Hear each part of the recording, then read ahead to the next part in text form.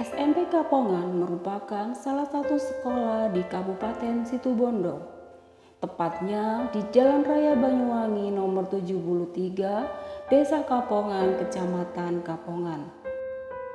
Sebagaimana layaknya lembaga pendidikan, SMN Kapongan melaksanakan 3 bentuk kegiatan, yaitu intrakurikuler, ekstrakurikuler, dan kokurikuler. Intrakurikuler adalah kegiatan belajar mengajar yang dilaksanakan sesuai dengan jam pelajaran yang sudah terjadwal, sesuai alokasi waktu yang sudah ditentukan.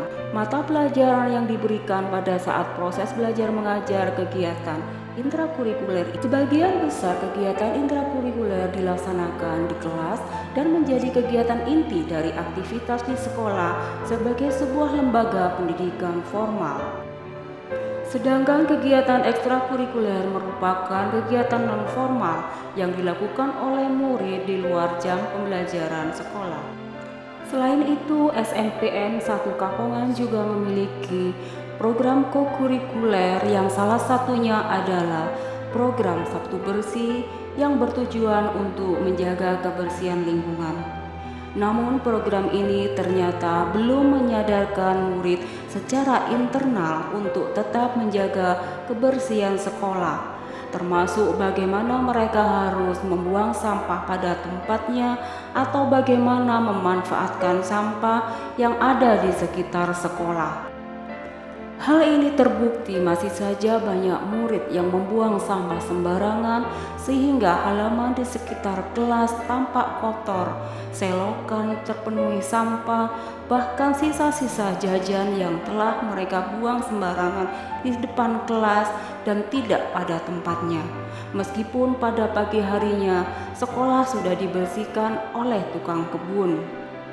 Melihat kenyataan inilah, akhirnya dilakukan dialog dengan murid, berdiskusi apa yang harus dilakukan untuk menjaga kebersihan lingkungan dan menumbuhkan kesadaran murid terhadap lingkungan. Selain itu juga dilakukan musyawarah bersama rekan guru, juga seluruh elemen sekolah, apa yang akan dilakukan atau mencari solusi terbaik untuk mengatasi masalah kebersihan lingkungan ini. Sampai akhirnya ditemukan solusi dengan mengacu Undang-Undang RI Nomor 18 Tahun 2008 tentang pengolahan sampah, terutama dalam hal menumbuh kembangkan dan meningkatkan kesadaran masyarakat dalam pengolahan sampah, dan juga mengacu pada keputusan Kemendikbud Riset dan Teknologi Nomor 56/M Tahun 2022 tentang Proyek Penguatan Profil Pancasila, terutama melihat tema gaya hidup berkelanjutan, maka diputuskan sebuah inovasi yang membahas tentang permasalahan sampah, yaitu diberi nama Prolika. Kegiatan ini merupakan kegiatan proaktif lihat sampah dan ambil juga kelola sampah. Prolika bertujuan untuk meningkatkan kesadaran siswa terhadap pentingnya menjaga kebersihan lingkungan sekolah dan kegiatan pengelolaan sampah dan memahami dampaknya. Prolika membangun karakter tanggung jawab murid dan pembiasaan positif dalam menjaga kebersihan lingkungan tempat belajar mereka. Prolika juga meningkatkan pemahaman murid pentingnya bagaimana pengelolaan sampah. Prolika dapat meningkatkan keterampilan murid dalam pengelolaan sampah. Selain itu, menumbuhkan jiwa kewirausahaan murid melalui kegiatan keterampilan pengelolaan sampah dan menjadi barang lebih bermanfaat. Manfaat inovasi Prolika yaitu meningkatkan kesadaran murid terhadap lingkungan, membangun karakter tanggung jawab, dan peduli lingkungan. Prolika juga meningkatkan pemahaman pentingnya pengelolaan sampah. Dalam jangka panjang, diharapkan dapat membantu siswa yatim piatu dan tidak mampu dengan menjual hasil pengelolaan sampah baik langsung maupun tidak langsung. Setelah adanya inovasi Prolika ini, siswa mulai terbiasa membuang sampah pada tempatnya. Siswa telah memiliki tanggung jawab atas kebersihan lingkungan sekolah. Siswa juga memiliki keterampilan dalam memanfaatkan limbah yang ada di sekitar sekolah. Siswa juga memiliki kelas yang bersih, asri, sehingga nyaman untuk proses pembelajaran. Bahkan di akhir kegiatan pembelajaran, sebelum pulang siswa sudah terbiasa untuk membersihkan ruangan kelas mereka. Hal ini yang menyebabkan di saat jam pulang sekolah, sekolah menjadi tetap bersih dan rapi. Selain itu, siswa juga mampu melakukan daur ulang sampah.